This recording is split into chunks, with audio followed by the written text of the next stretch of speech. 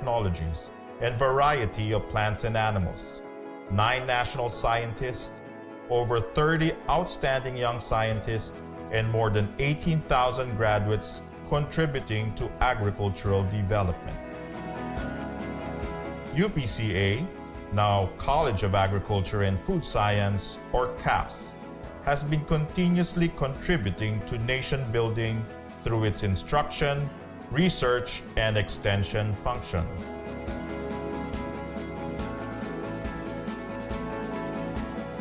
A mere 10 years after establishment, the college was able to start breeding works with the production of sugarcane varieties with high productivity and resistance to Fiji and mosaic disease.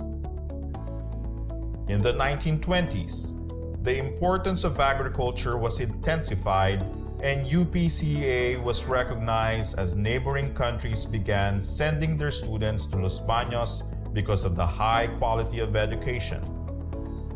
In the 1930s, breeds with superior characteristics such as the Burkhala pig, Los Baños Cantonese chicken, and Philippine cattle were developed. The 1960s was a fruitful decade for research. Makapuno, a coconut cultivar often made into a dessert, was pioneered and perfected. Meanwhile, the Dairy Training and Research Institute was the first in the country to freeze buffalo semen, paving the way for artificial insemination of local carabaos.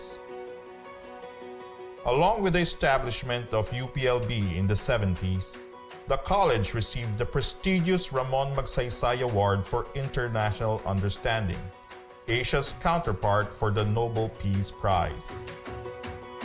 In the same decade, the C4 plants were developed.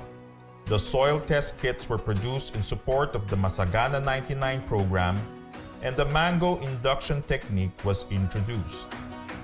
Continuing the production of quality research outputs in the 1980s, techniques to minimize post-harvest losses, the accelerated fish sauce manufacturing process, and the rapid test kit for the detection of pesticide residue on vegetables were developed. The 1990s saw many new varieties across species or crop types, including Sinta papaya, the first Philippine-bred hybrid, UPLB Gold, a durian variety, and Doña Amelita, a musaenda named after the wife of former President Fidel Ramos.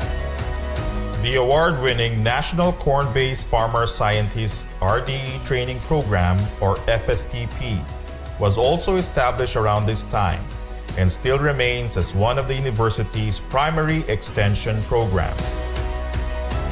In the field of instruction, the book titled Integrating Sustainable Agriculture in the BSA Curriculum, the UPLB College of Agriculture Experience, was published in 1999. At present, the College of Agriculture and Food Science, or CAFS, continues to be the premier institution of higher learning in agriculture and food science, and remains committed to nation building through its instruction, research, and extension programs. In order to produce the best graduates, all of our courses are outcomes-based education, and continuous improvement of the curriculum is being practiced to meet the challenges of the 21st century. As testament of excellence, CAFS is constantly recognized by different organizations. In research, we continue to implement relevant studies with focus on the 12 priority commodities to address food security. Moreover, technologies are constantly developed to aid in responsible food production. Supplementing these are extension activities to disseminate the knowledge generated to improve food productivity and livelihood of the people. We believe that present technologies will future-proof our food systems. Some of our notable developments are IDTech, Caraginam, Plant Health and Pest Clinic, pest management tools and techniques, smarter pest identification technology or speed tech, snap hydroponics, drone technology, rapid immunofilter assay for virus indexing, nanofertilizers Fertigrow, Turbogrow, nanobiosensors, and biochar.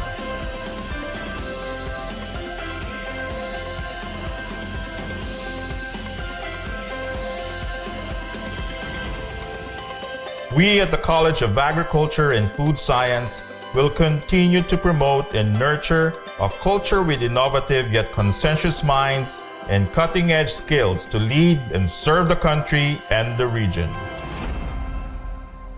We are one college with one goal towards sustainable food systems.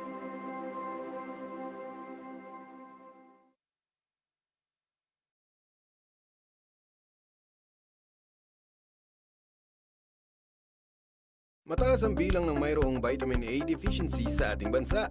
Kung hindi ito maagapan kaagad, maaari itong magdulot ng paglabo ng mata, pagbaba at paghina ng resistensya, at poor growth and development. Buti na lang, malapit nang dumating ang golden rice. Sa pamamagitan ng makabagong teknolohiya, mababawasan ang suliranin natin sa vitamin A deficiency. Ang golden rice ay hindi iba sa ordinaryong bigas. Ngunit nagtataglay ito ng karagdagang beta-carotene na pinagmumula ng vitamin A na nagbibigay ng malaginto nitong kulay. Ligtas itong kainin sapagkat ito'y dumaan sa masusing pag-aaral ng mga eksperto.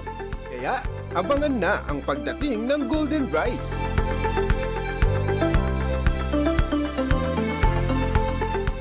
Mataas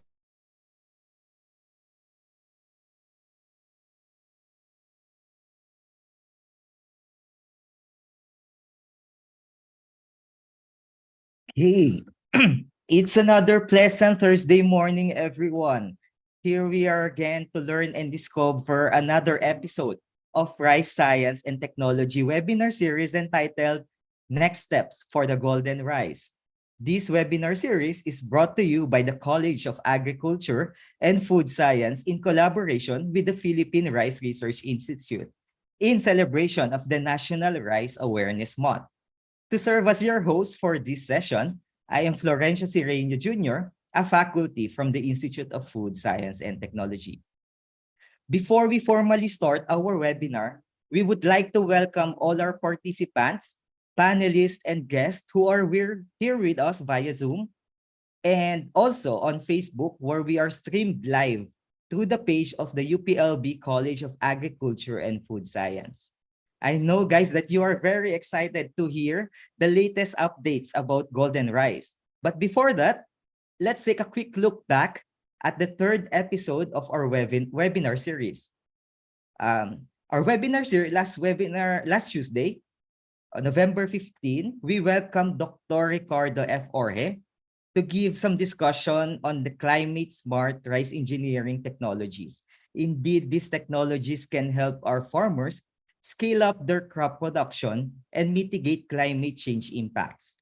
Now, let's see what awaits us in today's episode. We would like to remind everyone that if you have any questions or comments on the topic covered in this webinar, our participants in Zoom can use the chat box, and those who are in Facebook can post their questions in the comment section. So we don't want to keep you waiting. To formally start our webinar, I would like to call on Dr. Lotis E. Mopera, the Director of the Institute of Food Science and Technology, to give us an opening message. Dr. Mopera, the floor is yours. Good morning, everyone. So, to our guest speaker, Dr. Renan Sagado, to the faculty and staff of the College of Agriculture and Food Science. So, magandang umaga po sa ating lahat. So, I would like to welcome everyone once again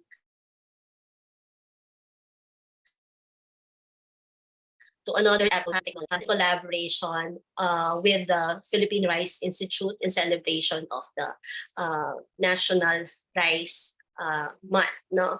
So, rice is a staple food for the Filipinos, and I think that is the reason why we are no embarking on this webinar. So it is familiar to most of us. And today's topic is all the more important in terms of food security and nutrition. So there are so many technological interventions that has happened, okay, in the past decades, and one of them is the production of the golden rice. So fortification has been practiced in the food industry. However, biotechnological interventions such as allowed us to be able to incorporate nutrients such as beta carotene in the plant itself. And golden rice is one of those biofortification program that could definitely help, alleviate the conditions related to deficiency in vitamin A and improve food security and nutrition in our country. So I would like to welcome everyone, so to engage everyone to listen in this very valuable webinar for today, because indeed, this could help us change the trends and the phenomenon in terms of improving the nutritional status of most of our children, especially in third world countries. So again, don't want to preempt the the presentation of our guest speaker. And we would like to thank everyone for taking the time out, in tuning with us. This is the fourth episode, and I see that there are still a lot of interested participants. And we would like to thank all of you for your support to the College of Agriculture and Food Science, and of course, to the Philippine Rice Research Institute. So maraming salamat po, at sana po ay marami po tayong matutunan ngayong araw na ito. Thank you very much, Dr. Mopera, for your warm message and for making the time to attend today's webinar. As what you have mentioned, I agree that this is a very interesting topic, and this product, golden rice, could help improve food security and nutrition in our country. Now, we are ready to dive into the topic of this webinar session. So without further ado, let me introduce our speaker.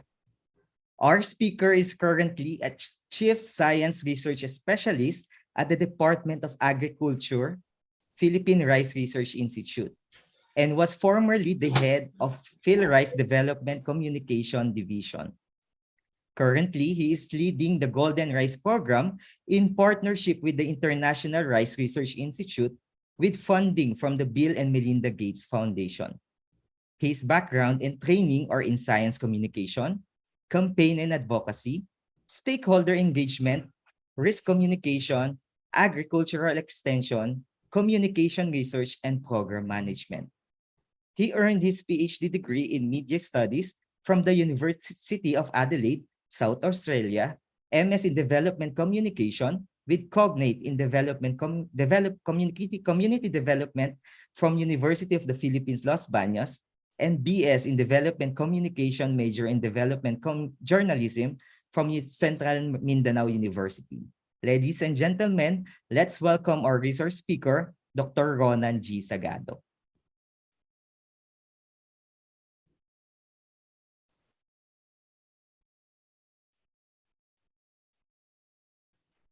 So while waiting for our speaker, my presentation.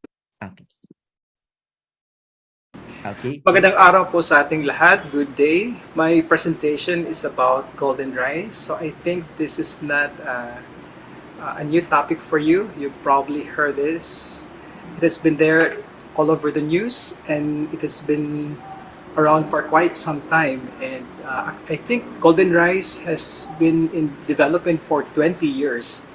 But we are very excited to share with you that after many years of research, development, and regulatory assessments, we are now taking the necessary steps towards its deployment.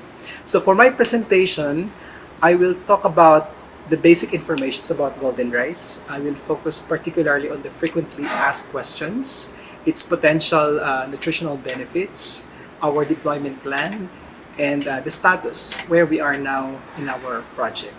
So I will begin my presentations with this video to give you an idea what is golden rice in a nutshell. Let's watch this video. Golden rice is the first of its kind, a variety of rice purposefully developed through genetic engineering, offering improved nutrition in the form of beta-carotene. This is an important source of vitamin A, which supports a healthy immune system. Ordinary rice does not contain beta-carotene. In countries where people depend on rice for nourishment, golden rice can help reduce vitamin A deficiency. In the 1990s, when the idea behind golden rice was conceived by Ingo Petroikas and Peter Bayer, nutrient deficiencies were a widespread problem in several parts of the world. Unfortunately, food and nutrition insecurity are still on the rise. Vitamin A deficiency can cause health problems, such as an impaired immune system and stunted growth. It can also cause problems with eyesight. In the Philippines, there's a continuing need to ensure all children have the nutrients they need. As rice is an important part of the diet in these regions, this is where golden rice and its beta-carotene content has an important role to play. The path that led to the development of golden rice began in the 1990s. However, good science takes time. The researchers had to ensure it met strict biosafety standards at every stage of the development process. Overall, it can take a few decades to create and develop a new variety of rice. For the rice itself, the journey from idea to reality began in the laboratory. Plants were carefully studied in a protected greenhouse, or screenhouse, before moving on to field trials. Throughout the development journey, the team behind golden rice have been committed to both transparency and the highest scientific standards. As part of this, the researchers addressed 5 important questions to farmers and consumers. First, they asked, will golden rice be nutritious enough? The golden rice researchers investigated different genes until they identified one that sufficiently boosts the beta-carotene content of rice. Next, the team asked, will golden rice be safe to eat? Extensive research has shown that it is as safe as ordinary rice. It's received various safety approvals, demonstrating that regulatory agencies agree with the research findings. Third, will golden rice be affordable? The golden rice trait has been incorporated into affordable and popular rice varieties in each country. This means farmers won't need to change their farming methods, and consumers won't need to change their food preferences. The fourth and arguably most important question is, will golden rice be available to those who need it most? ERE partners in the Philippines and Bangladesh will ensure that it's released first in the communities most in need. And the final 5th question, who benefits from golden rice? The answer to this question is simple. The inventors have donated the patent for humanitarian purposes. In each country, golden rice will be managed by national research partners. Ultimately, communities who plant and eat golden rice will benefit from improved nutrition, health, and quality of life. The journey of golden rice has been a relay, with different stakeholders taking the lead at each of the key stages, passing the baton on to the next in line. It's become an international collaboration of researchers and other experts, working towards improved health and nutrition through biofortification. The goal of bringing golden rice to farmers' fields and on to consumers' tables is within reach.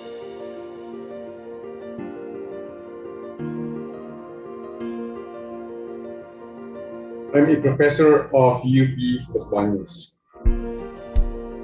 私はプレスビア教授です。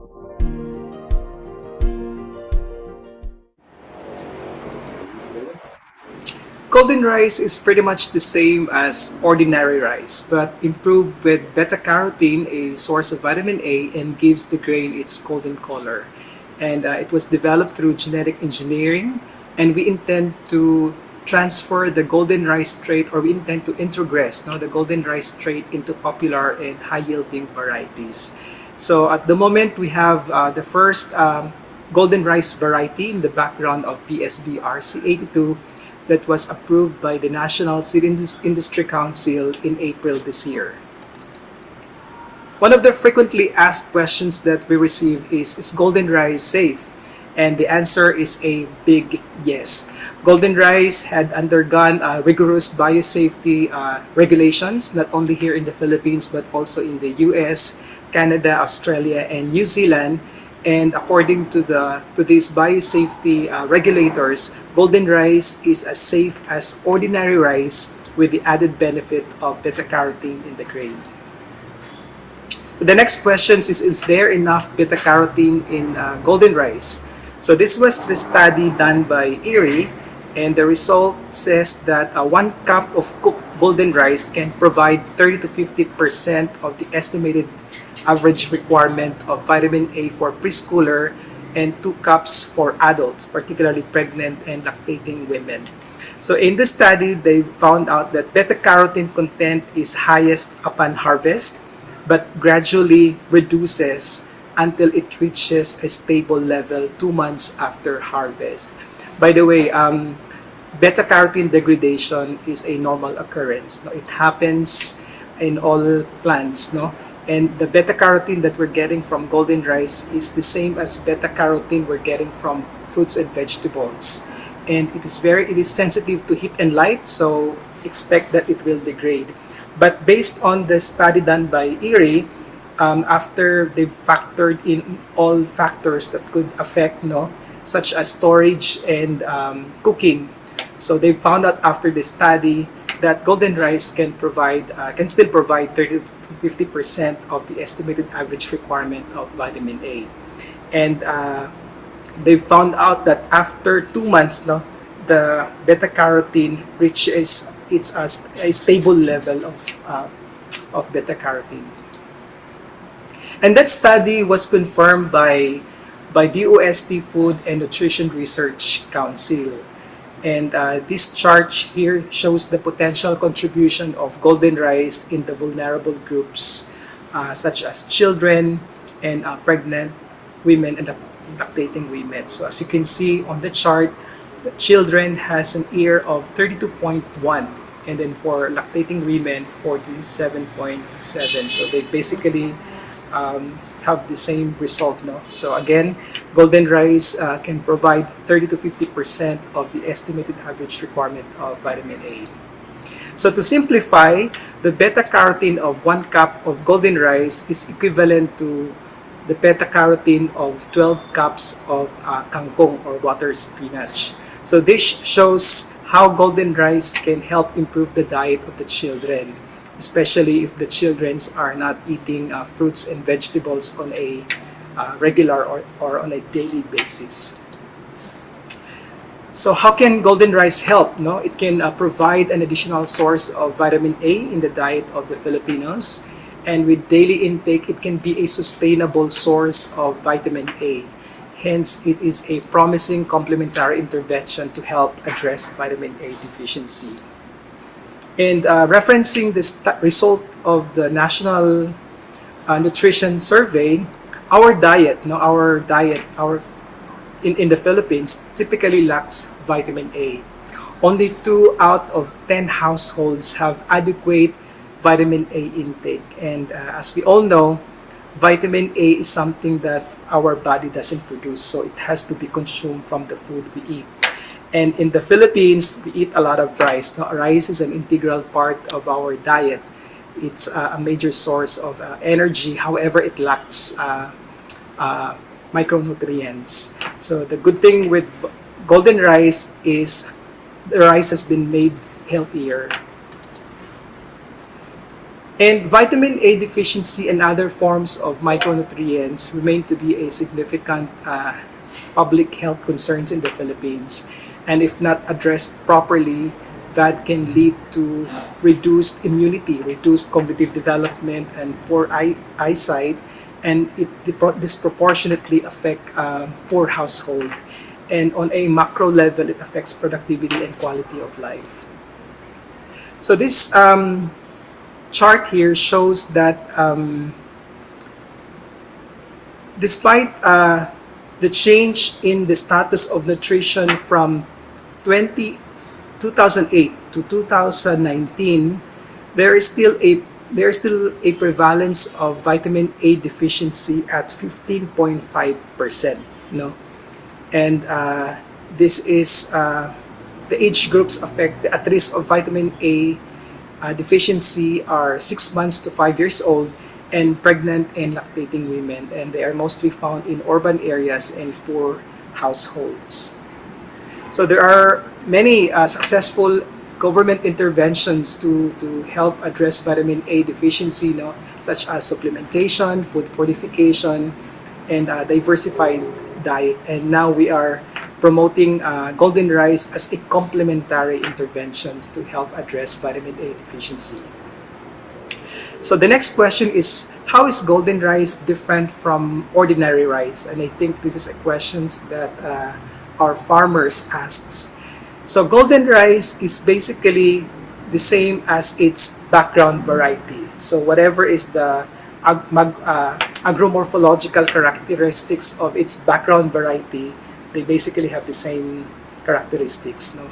So its production, which means that its production costs the same, and it doesn't require any changes in farm managements or cultivation practices. And since it is an inbred variety, golden rice seeds can be saved for the next planting season.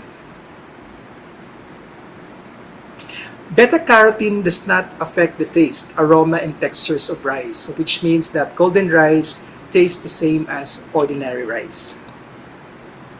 Okay, so I think this is a questions that everyone asks us, especially when the biosafety approval of golden rice was announced. So they're already asking, where can we buy golden rice, where can we get the seeds? And we are still multiplying the seeds. And please know, if you're familiar with rice, it's not easy to produce the seeds. No, it will take a long process. No, our estimate is that for a new variety, it will take 3 to 5 cropping seasons before we will be able to produce a sufficient supply of seeds for wider commercial planting. So this is still in the process. We're still in the process of multiplying the seeds. However, we endeavored to have an initial cultivation of golden rice this year as per directive of the Department of Agriculture. They really want golden rice to be planted at the farmer level. So later in my presentations, I will update you with regards to our cultivations this year's wet cropping season. And the plan is we will increase the deployment sites as soon as more supply of seeds becomes available. Our goal is to position golden rice as a complementary interventions to help improve food and nutrition security. And based on the data I presented earlier with regards to the prevalence rate of vitamin A deficiency, which is at 15.5%, and that is estimated to be around 2 million of Filipinos at risk of vitamin A deficiency. As our aspirations is to be able to produce the rice requirement of that populations at risk of VAD. And based on our computations, it will take us 5 years to be able to produce that requirement for that populations. And that will require us to grow golden rice in 500,000 hectares and requiring us 2 million kilogram of seeds. So that's quite a large target, but it's something that we still have to sit down to work on the realistic figures. And aside from the production, since it's a unique product, we will also be doing extensive work on social marketing to raise awareness about the benefits and safety of golden rice, to increase its acceptability and eventually consumptions. And thirdly, part of our product is to do policy advocacy. We need this to be able to gain support, especially from the local government units where we want golden rice to be promoted, and this will really require us a lot of stakeholder engagement. So based on the impact that we want to create, this is our multi-year deployment plan on a yearly basis. So in 2022, this year, our seed production has a total of 24.4 hectares. And then we have 15.4 hectares for palay or commercial production.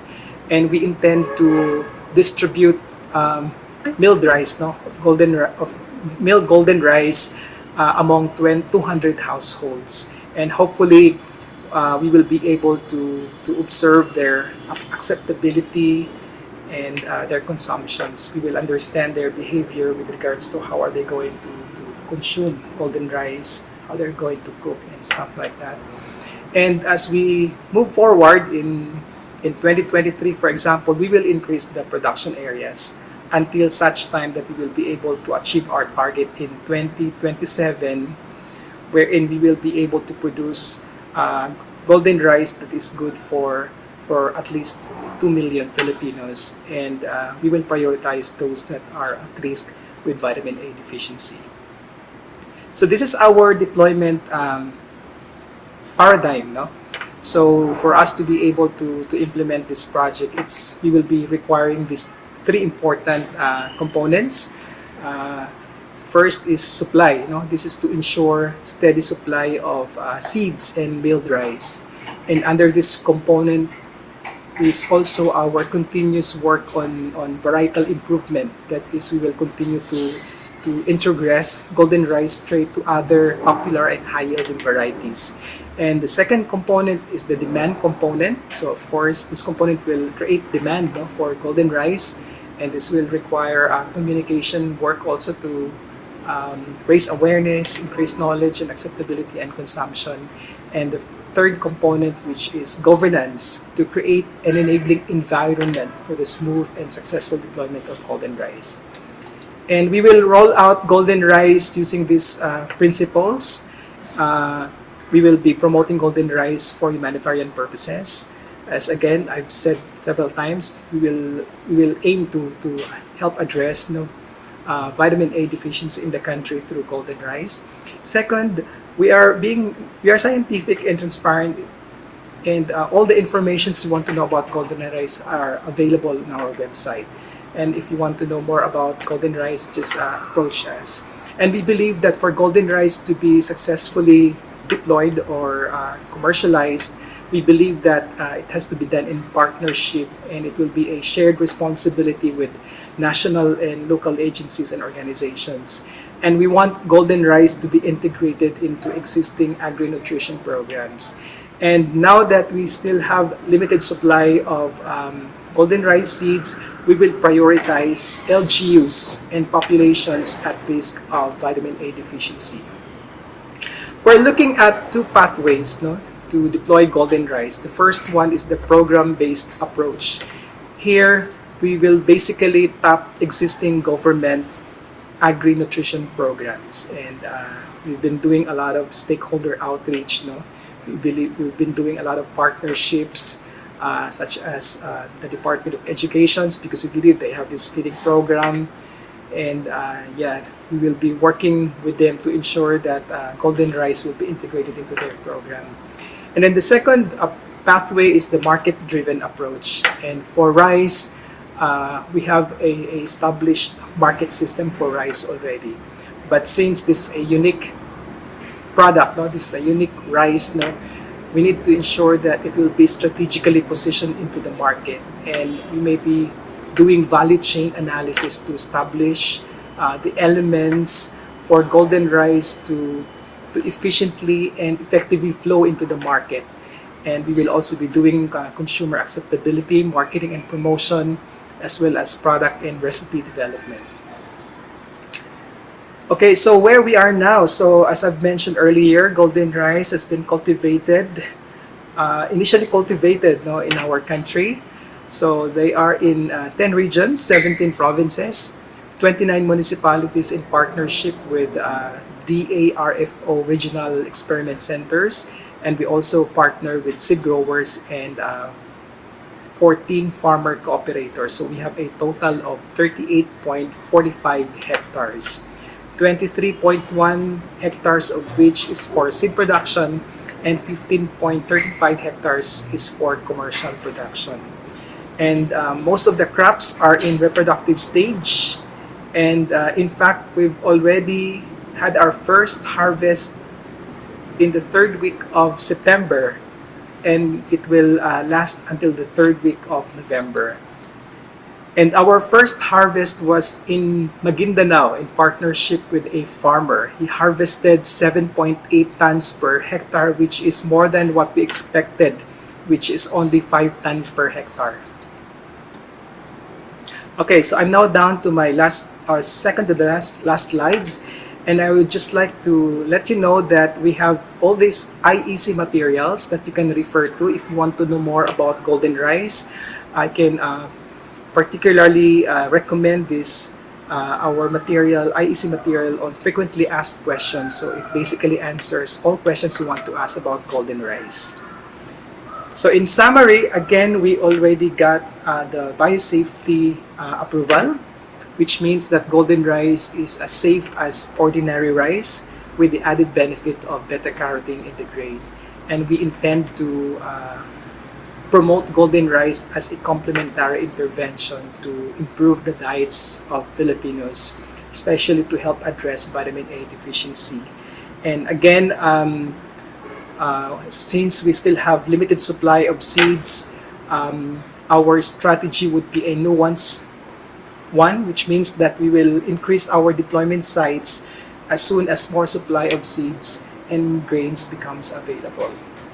So I think that's my last slide, and I have here our QR code. If you are interested to have access to our IEC materials, just get your phone and scan this QR code. So again, thank you very much for listening, and please refer to our website for more information, and please follow us on our Facebook for updates about the program. Thank you.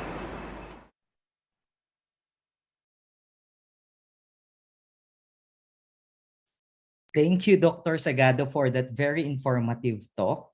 Now we know that the Golden Rice team is on the process of propagating seeds for commercial farm cultivation. And perhaps within your 5-year timeline, you will be able to acquire this product commercially. So before we proceed to the open forum where you can ask questions directly to the speaker, let us first take a group photo. So guest panelists and webinar series committee members, could you please open your cameras po?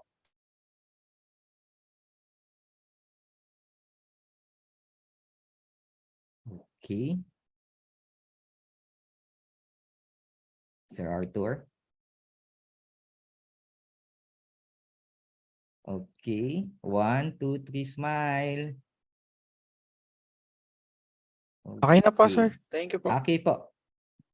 Again, for the open forum, we would like to remind our participants to type your questions in the Zoom chat box. And if you are on Facebook, please post your questions in the comment section and our staff will relay your questions to our speaker.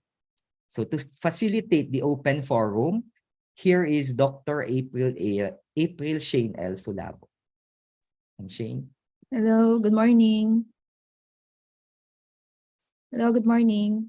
My name is April Shane Solabo, and I am a faculty at the Institute of Food Science and Technology, and I will be serving as your moderator today. So thank you everyone for listening to our 4th episode on rice Science and Technology webinar series, which highlights a biofortification program of the Philippine Rice Research Institute, the Golden Rice. So now moving along to our session, Dr.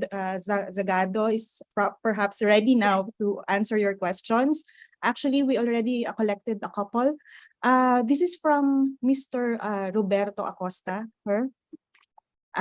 Based on your informed opinion, which approach to attaining a healthier population is better?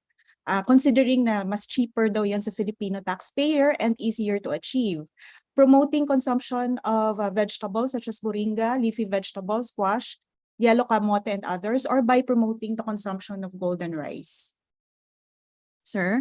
Hi, good morning. Good morning once again. Thanks for having me here. It's really an opportunity for us to share golden rice because as you know, based on our survey, there is still a low level of awareness on biotechnology actually in general. Back to the question, as I presented earlier, the government has been actually promoting the consumption of vegetables, now balanced diet.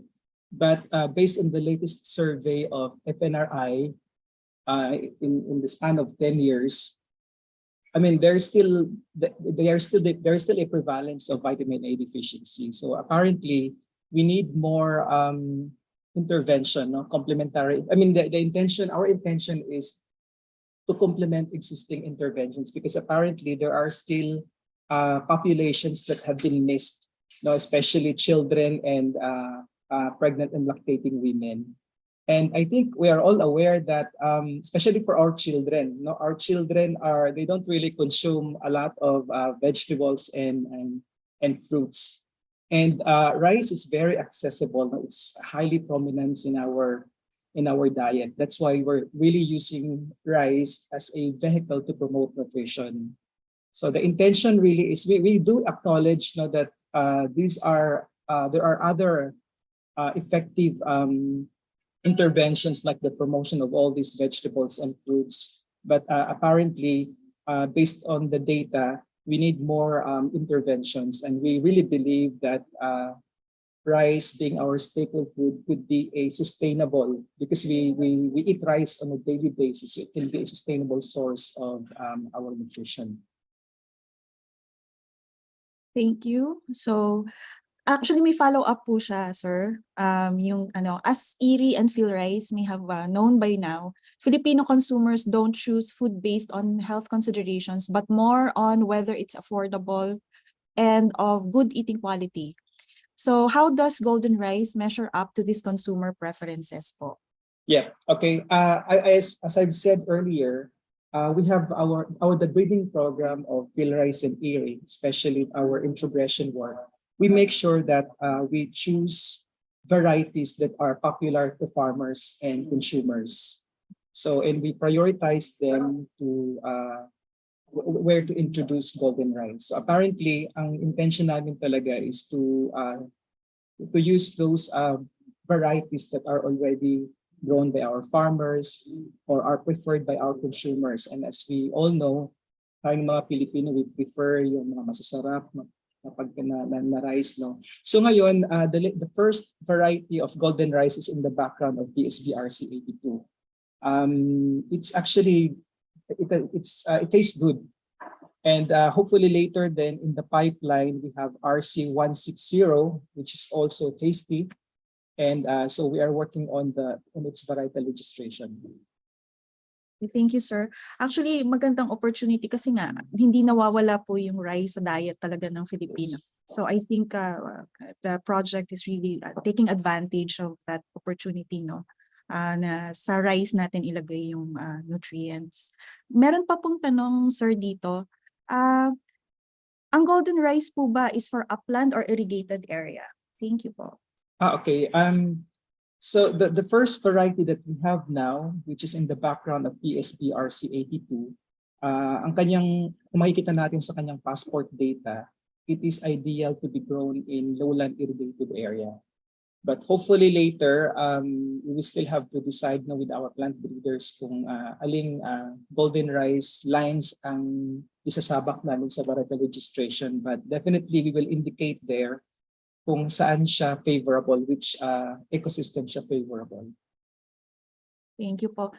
Sir, may mga na-anticipate na po ba kayo na difficulties or challenges na pwede nyong ma-encounter during the deployment? In addition to the seed, yung pagpapadami po ng seeds right now.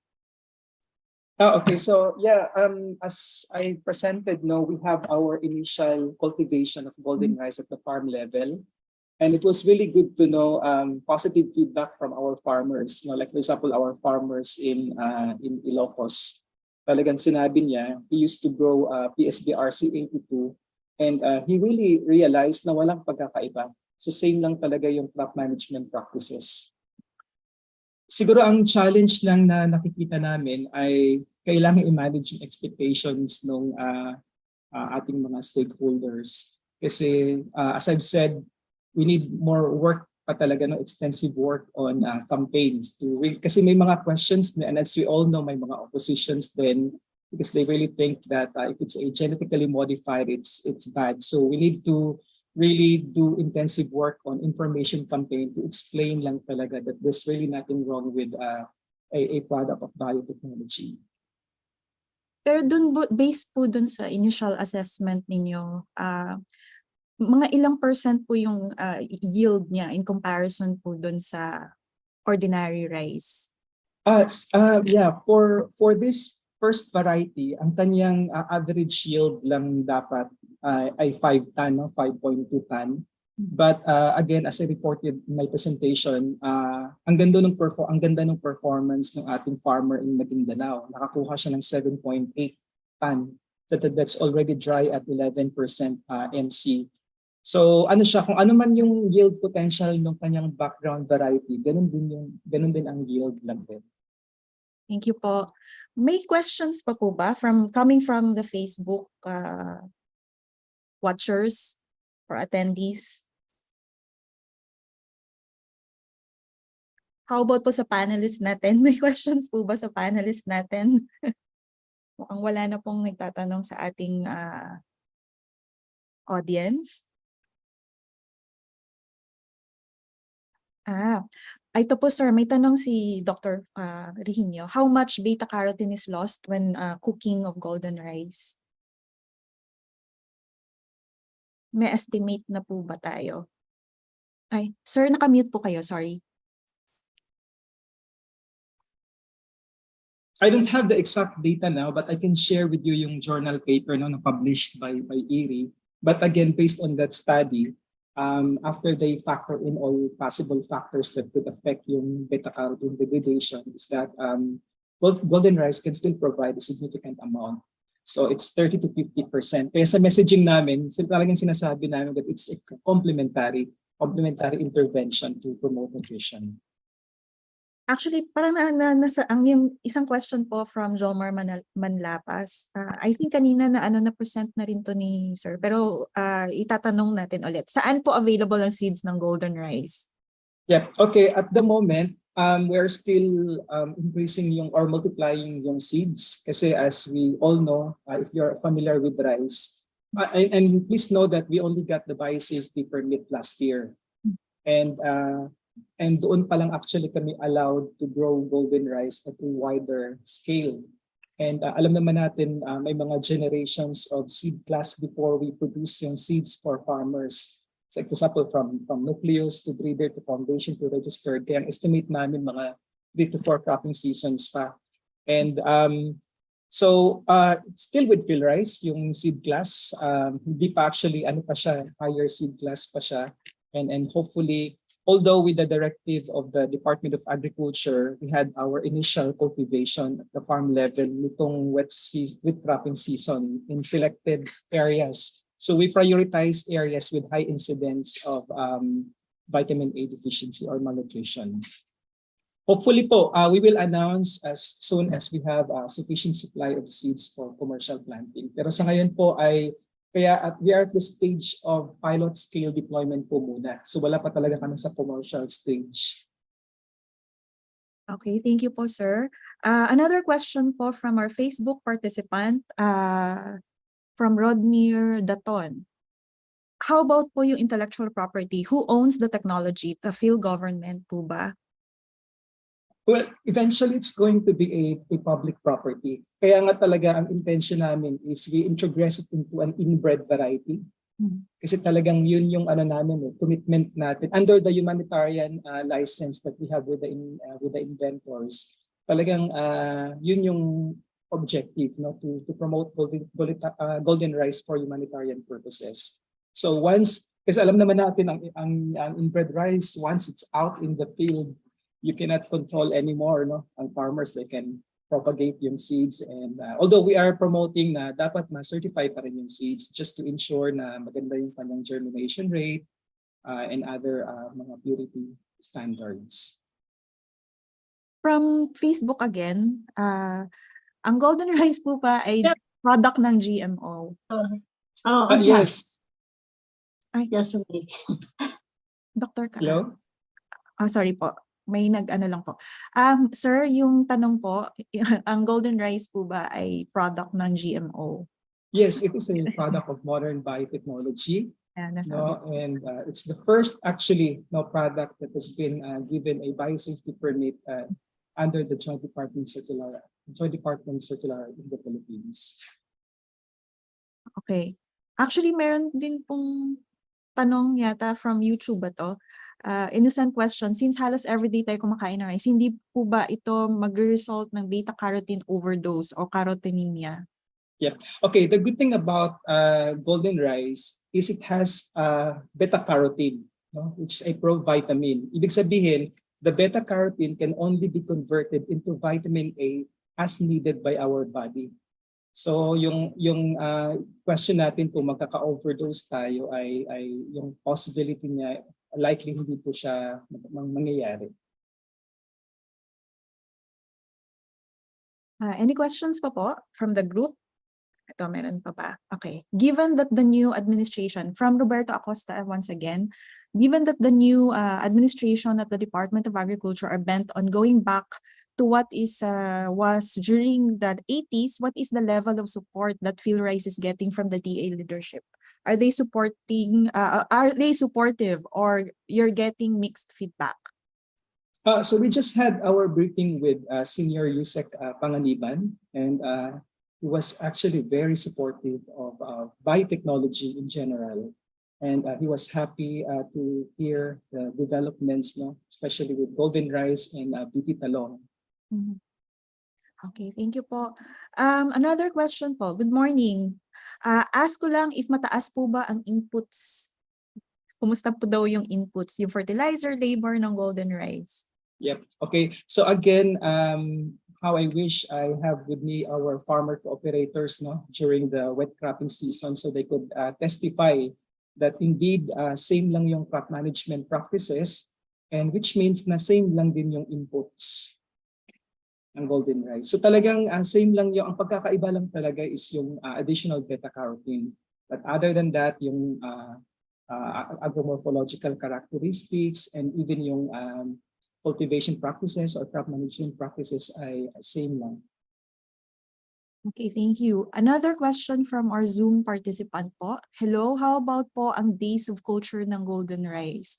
Is it lesser po ba compared sa ordinary rice varieties or same lang po?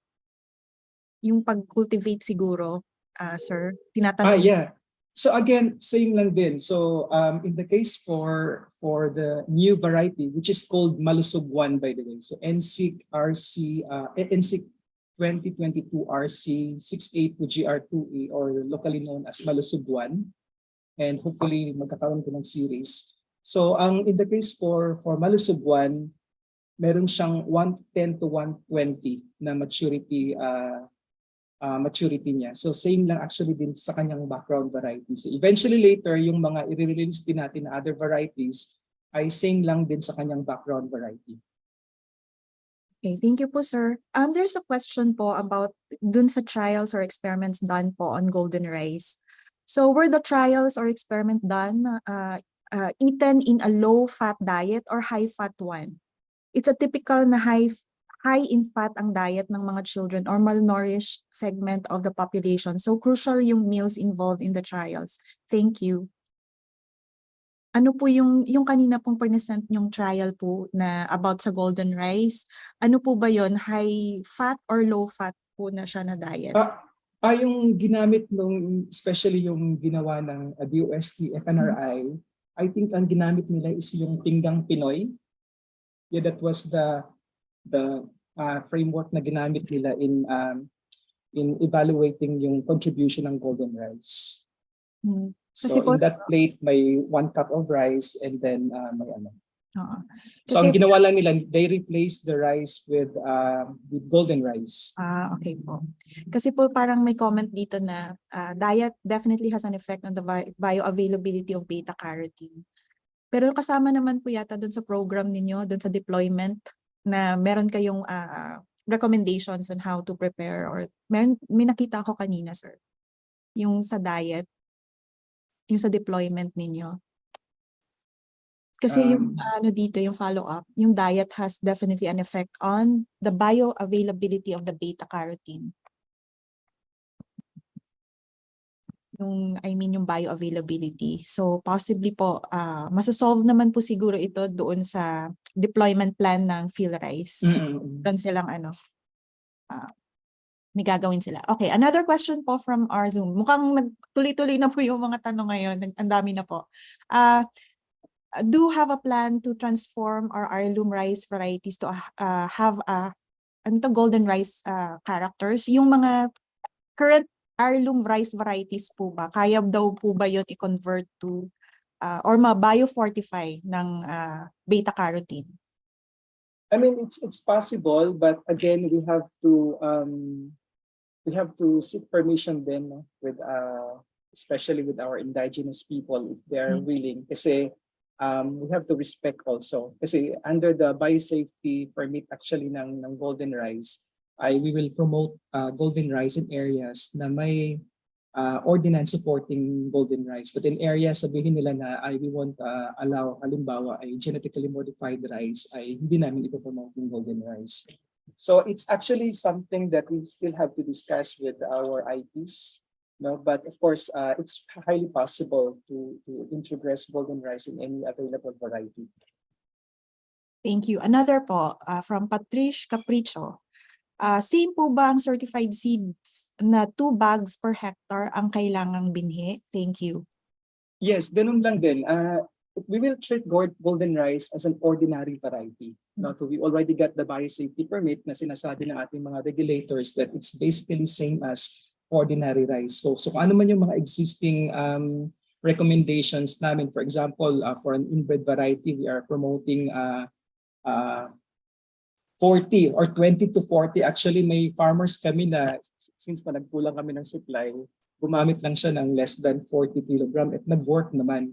So we are promoting 20 to 40 kilogram per hectare. Thank you po, Doc. Another question po from Facebook. If GMO ang golden rice, di po ba makakaapekto sa non-GM rice or cultivar? Again, based on the result of the biosafety permit, no, nakita ng ating mga regulators na wala siya. By the way, sa ating Joint Department Circular, napaka-stringent niya because hindi lang Department of Agriculture ang ating mga regulators but also from the ENR. So the ENR, DOST, DOH, and BILG. So all of them unanimously concluded that it is safe, no? It doesn't pose environmental hazard. So same lang, wala siyang problema. Talagang sabi niya, you treat golden rice as ordinary variety. Thank you po, Doc Sagado. Another po, nagkaroon na po ba ng adaptability trial sa highland and lowland areas? Ano po yung difference between the yield? Meron Okay. na po na initial assessment. Yep, so again, yung first variety natin ay ideal siya for lowland irrigated. So doon natin siya inest. But later, if we will be able to identify varieties for upland, ay ititest din natin siya sa upland. But for the first variety of golden rice, we recommend na itanim talaga natin dun sa kanyang ecosystem na kung saan ay ideal siya. So in the case for Malusog 1 ay for lowland irrigated natin siya itanim. Thank you. So any questions pa po? So sa tingin ko naman very informative po yung lecture ni Doc Sagado. Na-achieve naman po niya yung kanyang goal for today. Pero kung may mga questions pa po kayo, pwede niyo pong i-email yung si Dr. Sagado and you can actually go to their website. Ay, eto pa. Sa YouTube naman po ito. Same with the background variety po ba yung pest and disease resistance ng golden rice variety? Yes po. Meron pa po ba?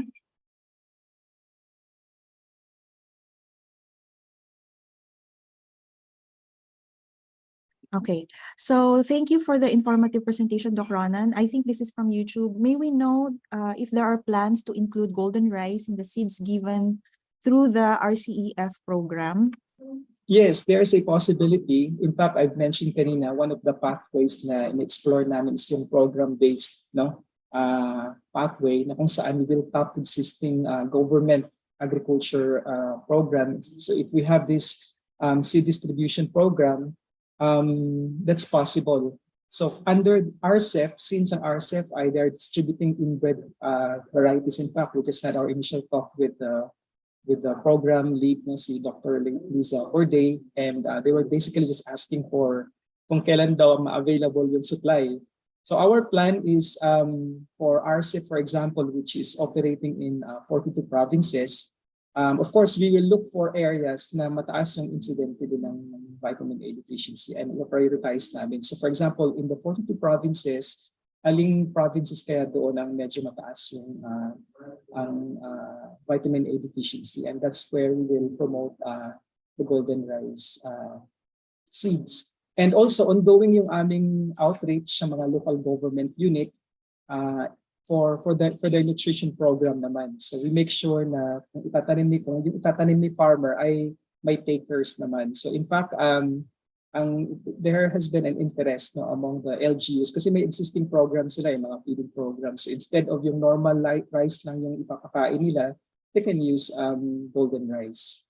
So talagang ang challenge lang sa atin ngayon is yung limited pa lang yung supply natin, but there is a high demand, especially for the nutrition program kasi nakita nila na malaki po ang potential.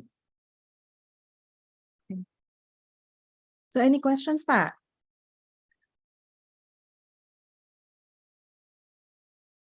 Okay, so another po, are we looking at breeding a hybrid golden rice or high nutrient rice in the future so we can leverage the yield potential of hybrids and feed more mouths? Thank you.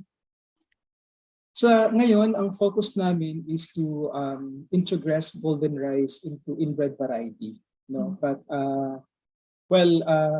pinag-uusapan din namin kung if we are to also introgress golden rice sa hybrid. But ngayon, ang focus muna namin is sa mga inbred muna.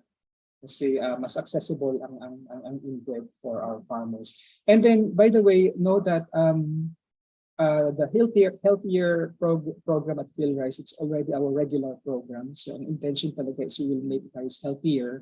So in the works din po yung ating high zinc and high iron. In fact, it's already at the sa regulatory natin is nasa na siya, field trial. So we have just submitted yung ating field trial applications and hopefully we will be able to do that. Ang plan namin later is parang pagsamahin sila. So we will be able to come up with a 3-in-1. So may beta-carotene, may high zinc, may high iron. So that has been the focus of research also at Phil Rice to develop mga nutritious or healthier kinds of rice. Thank you, sir. So nasagot po ba ni sir yung tanong? Okay, so one more question na lang. And then we will close the open forum po. Wala na po ba? Okay, so far po wala na pong tanong. Dr. Zagado, thank you so much for your time, and ay meron pa nagpahabol. How can we promote the golden rice to those who are against GMO? May nagpahabol na tanong, sir, sorry. Last question. We've attempted actually sitting with them, having the dialogue with them. But apparently it's a never-ending debates with them.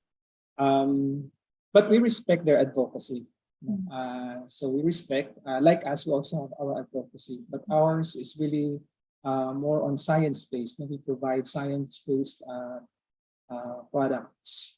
So siguro ang sa amin naman ngayon ay if we cannot convince them, kaya sabi namin, let's not push our campaign to them na lang. Sa amin, it's sa public, no? Especially to our target populations, kasi it's sayang yung potential ng product. And sometimes, minsan, nasa-swayed sila doon sa na parang may nagsasabi. Ay, halimbawa, we were in Maguindanao yesterday. No, we had yung stakeholders doon sinasabi nila, oh, we read in the internet na hindi daw maganda ang golden rice. So, of course, ang sabi lang namin sa kanila, let's just be responsible in getting information from the internet, and let's really make sure na science-based. So, and then kami, we offer yung ating mga information which really derives from research. Okay, so wala na po. Thank you very much, sir. Okay, thank you also very much again for inviting me. And Phil Rice. Dr. Regino. Okay, thank you. Thank you po, Dr. Sulabo, for moderating. Thank you, Dr. Sagado, for answering those questions. And of course, to all the participants who actively ask questions to our resource speaker. So for their certificate of recognition, please allow me to read the citations.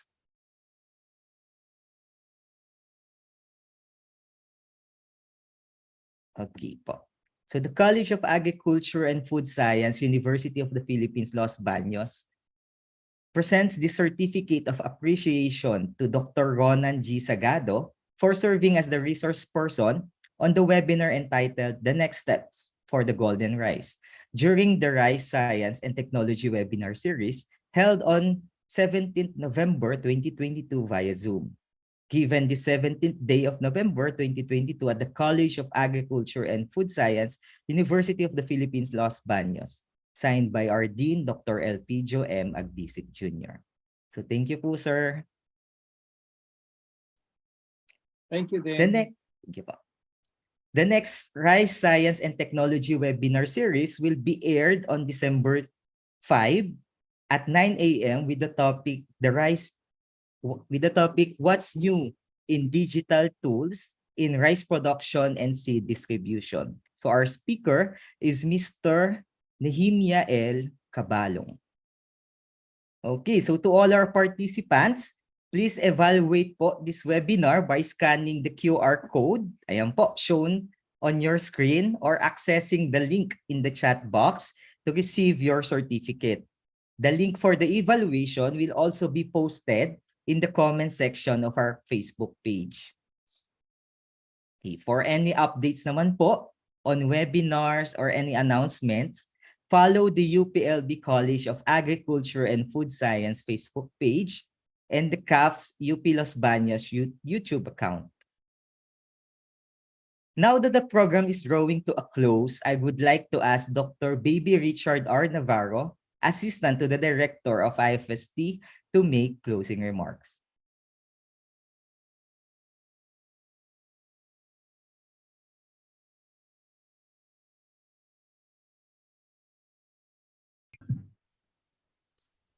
Good morning. And so we have come to a close.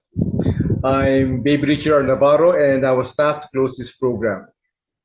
So allow me to thank our guest speaker, Dr. Ronanji Zagado, the lead of the Golden Rice Program of the Department of Agriculture, Philippine Rice Research Institute, for that very interesting, informative, up-to-date, and comprehensive report on the Golden Rice Program, as well as the next steps that we will be expecting for the Golden Rice. I would also like to thank our viewers and participants to this webinar series on Rice Science and Technology, organized by the College of Agriculture and Food Science, University of the Philippines, Los Baños, in partnership with PhilRice. I know that without you, this webinar series will have come to naught.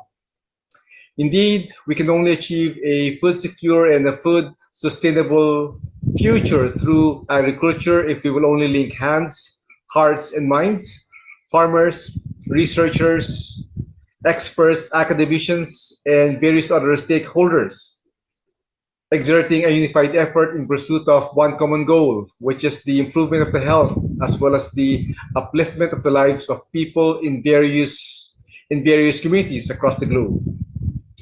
So once again, thank you very much, and I would like to end this using the usual parting words of our beloved Dean LPGM Agbisit Jr. Hiraya Manawari. Maraming salamat po. Thank you very much, Dr. Navarro. And again, you can access to all our participants. You can access the evaluation link in the Zoom chat box or in the comment section of our Facebook page. Again, thank you so much, participants, for joining us on this 4th episode of the Rice Science and Technology webinar series. Please stay tuned for the next episode. Of course, this event would not be possible without our resource speaker, Dr. Ronan G. Sagado. Maraming salamat po, sir, for taking the time with us today. I would like to acknowledge the people behind this webinar, the members of the CAPS Ad Hoc Committee for the Rice Science and Technology webinar series, the Philippine Rice Research Institute, and the faculty and staff of the Institute of Food Science and Technology. Congratulations to all of us. And lastly, since rice is a staple food for Filipinos, we would like to express our gratitude to our farmers as we celebrate the National Rice Awareness Month this November. Remember, guys, to always be responsible to help our farmers and our nation in achieving the goal of becoming rice self-sufficient country. Again, this is Florencio Sireno Jr. and we look forward to seeing you again at our future events. Maraming salamat po.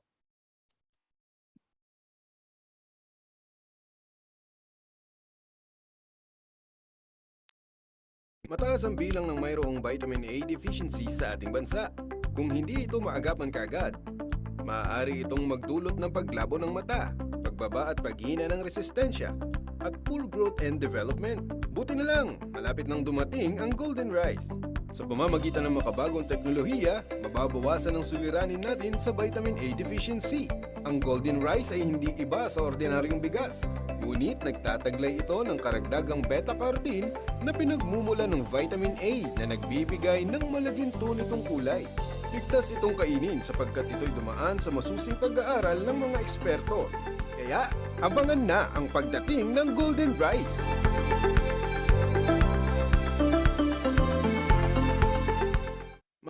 Mga tatay, mga misis, face-to-face na ulit! Para ganahang pumasok sa school ang inyong anak, pakainin sila ng wasto at balanse sa pagdating ng golden rice. Malapit ang ihain para sa karagdagang beta-carotene na pinagmumulan ng vitamin A.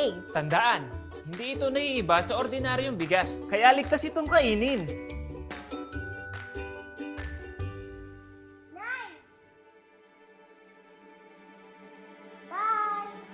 Bye! Abangan! Malapit nang dumating ang golden rice. Siguradong gaganahang pumasok sa school ang inyong anak.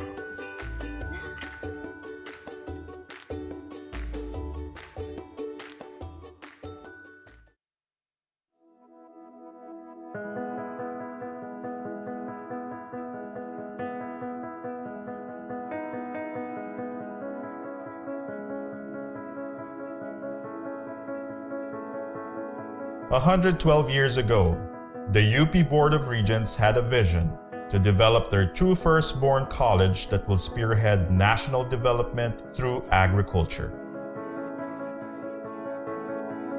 At the foot of Mount Makiling, Edwin B. Copeland, together with 7 faculty and 12 students, embarked on the journey to create the UP College of Agriculture, or UPCA.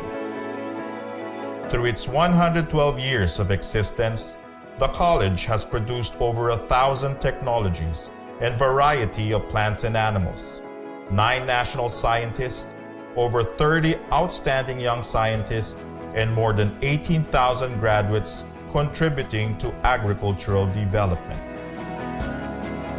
UPCA, now College of Agriculture and Food Science, or CAFS, has been continuously contributing to nation building through its instruction, research, and extension function.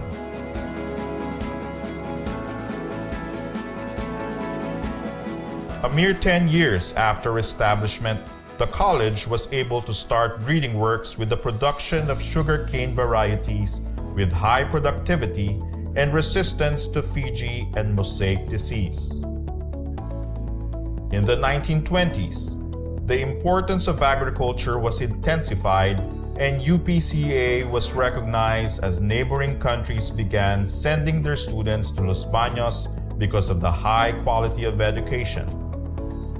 In the 1930s, breeds with superior characteristics such as the Burkhala pig, Los Baños Cantonese chicken, and filament cattle were developed. The 1960s was a fruitful